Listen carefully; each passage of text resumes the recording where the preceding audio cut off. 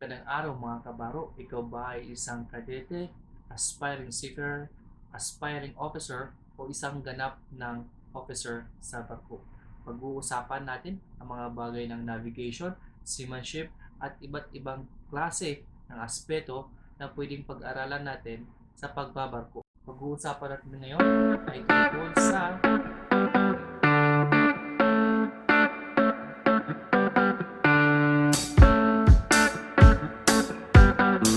Ang pag-uusapan natin ngayon ay tungkol sa apparent wind at kung paano natin ito mahanap yung ating true wind.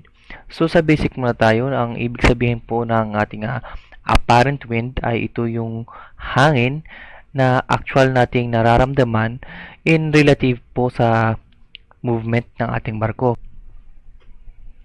Habang tumatakbo po yung barko natin, mayroon po tayong hangin na nararamdaman ay dahil po yan sa speed ng ating barko at saka yung may deflection po yan sa ating wind na ating nararamdaman. So hindi na siya nagiging true wind. So kailangan pa natin i-convert yung apparent wind into a true wind sa pamamagitan ng mga calculation, plotting at iba't ibang gadget. kung ikaw ay bago pa sa channel na ito, huwag kalimutang mag-like, mag-subscribe, at paki-click ang notification bell para sa mga updates katulad ng mga videos na ito. So magbigay ako ng example ng actual natin na wind dito sa ating barko. Ang ating actual dito ngayon is nasa 100 starboard side, tsaka speed niya is 5 knots. So ipa-plot natin ito. So ang given natin isang ship speed natin is 18 knots, course is 278, apparent wind speed is 5 knots at ang direction niya is starboard side 100. So i-plot natin, ang vessel speed daw is 18 knots, vessel course is 278. Yan yung ating ship's speed and course.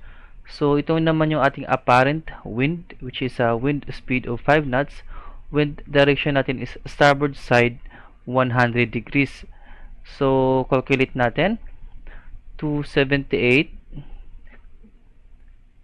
plus natin ng 100, nagiging 378. I-minus natin ng 360 kasi 360 lang yung ating compass. So ito na yon siya, yung pula is yung ship mo, yung green is yung apparent wind mo. So may scale ako dito sa baba na maliit. Kikita nyo, yan. Wind mo nyan is nasa,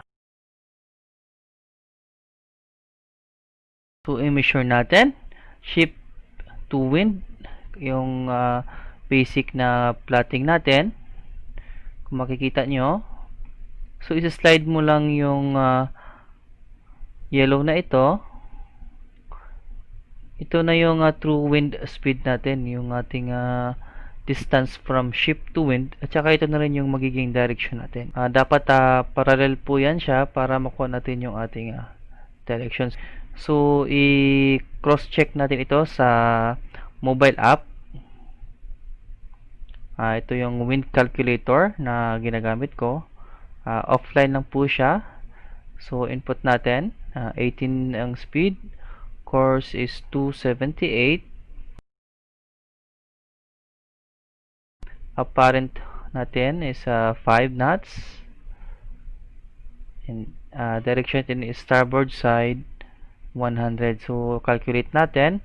So ito yung sagot natin, 19.5, and direction is 083. So parehas lang yung plot natin, pati yung na cross check natin sa mobile app. Ibig sabihin tama yung ating plotting. So yan yung ating mobile app, may mga plotting na rin siya. Yan, makikita mo yung plotting niya. Medyo reverse lang sa atin pero parehas pa rin yan. Tapos 5 is fresh breeze, force 5 siya, Beaufort, and wind speed niya is 17 to 21. Yan, makikita nyo yung wind, wave, sea state, wave height, yan ang mga estimated niya. So maganda yung app na ito, download nyo ito. Ito ay wind calculator. Yan. Free lang po yan siya at saka offline. Mga gamit nyo po yan on board, lalo na sa mga AB natin, saka sa mga cadets natin. So, next, ano natin, example, so gabi po siya. Yan yung ano natin, apparent wind, port 115 degrees, apparent speed 05 knots. So, gagamit tayo ng radar. Ship speed natin is 6 knots, course is 244. Yan, i-calculate natin ngayon, kumbaga magpa-plot tayo sa ating radar para makuha natin yung ating true wind speed using sa given na yon. So, in-adjust ko lang ang ating radar into 6 miles range. Yan. Tapos yung vector natin, ito ang pinaka-importante, i-change mo sa ng 6 miles din yung ating vector. Yan. 6 minutes, 6 minutes po siya. Yan. So, yan po yung actual heading natin. Ilagay mo na lang sa gitna para mas maganda at saka makalculate natin, makita natin ng maayos. So, unang-una is open mo yung ABL1 mo. Idalhin mo siya dun sa kanina, nasa port side 115 degrees. So, i-calculate natin. Yan, i-move mo lang siya papunta dun sa port side mo. Yan, hanggang umabot siya dun sa yan, sa direction na gusto mo. So, 115 degrees yung target natin. So, i-calculate natin ito. Ang course mo is 244. Bawasan natin ng 115. So, magiging 129 siya. So, neglect na lang yung negative na yan. Nagkamali lang siguro ako. So, dapat naging 129 siya. Nakatapat siya sa 129 ang ABL1 natin. Yan ang 115 degrees natin. Port side. Then, buksan natin yung VRM1. I-set up natin ito sa 0.5. So, 0.1 is equals to 1 knot. So, 5 knots is equals to 0.5. So, meron na tayong ABL1 at saka VRM1. Yan yung magiging apparent natin. So, ngayon, click mo tong ABL2 para ma-drop natin siya sa harap na mismo natin ng vector natin yan. Mismong sa vector niya. Yan. Tapos, i-connect mo lang yung ABL2 mo dun sa may point ng intersection ng VRM at saka ABL1 mo. Yan.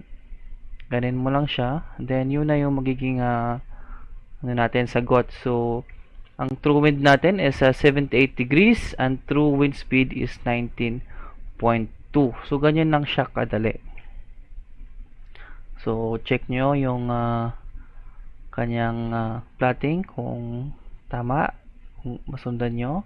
So, again, i-cross-check natin sa wind calculator sa mobile app para sure na tama yung ating plotting. So, 60 knots yung takbo natin. Ang course niya is 244. Speed is 5 knots. Direction is 115 pero kay port side. So, click mo yung port. I-hapon mo lang siya. Then, calculate. Makikita natin ngayon kung ano yung sagot niya.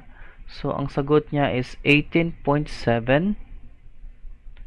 Malapit lang din sa atin kasi 19.2 yon. Then direction niya is 78, parehas na parehas. So ang Beaufort scale niya is nasa east 5 ang force niya. Then ang makikita mo dyan yung plotting niya. Yan, makompare mo din yan sa ating kanina. Yan. Tapos yung sea state niya, fresh breeze, yan, force 5 siya. Nakikita nyo yung sa picture niya. So, magandang mobile application ito. At saka dagdag kaalaman na rin kung alam nyo yung sa radar na ito, bonus na rin po yan. At saka isang skill na rin po yan na ma-acquire natin. At saka maisi-share ko lang para sa inyo sa mga kadete at saka sa mga kapwa natin kabaro, no? Lalo na sa mga deck hands natin.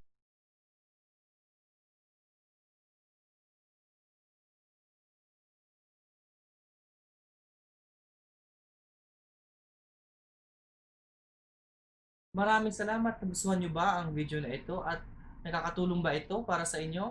I-click ang subscribe button at i-click ang notification bell para sa mga susunod na update. At kung nabitin kayo at gusto niyo pang manood ng mga videos na katulad nito, i-click ang mga sumusunod na mga videos. Maraming salamat. Bye!